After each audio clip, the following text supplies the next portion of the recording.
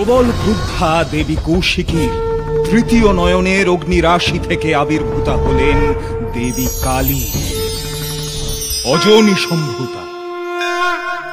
ভ্রুকুটি কুটিলা তস্যাম ললাট ফলকাসুরম কালী করাল বদনা বিনিষ্কণ্ঠ সুভাষিনী বিচিত্র খট্রাঙ্গ ধরা নরমালা বিহু। অষ্টমী ও নবমী তিথির মহাসন্ধিক্ষণে দেবী কালী সংহার করলেন চণ্ডমুণ্ডকে। তাই দেবীর অপর নাম হল চামুণ্ডা।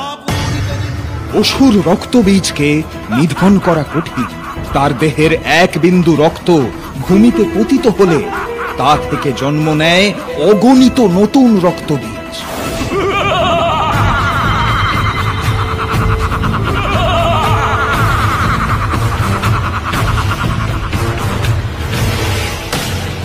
সমরাঙ্গনে এসেছি আমি কালিকা দানবচাষী।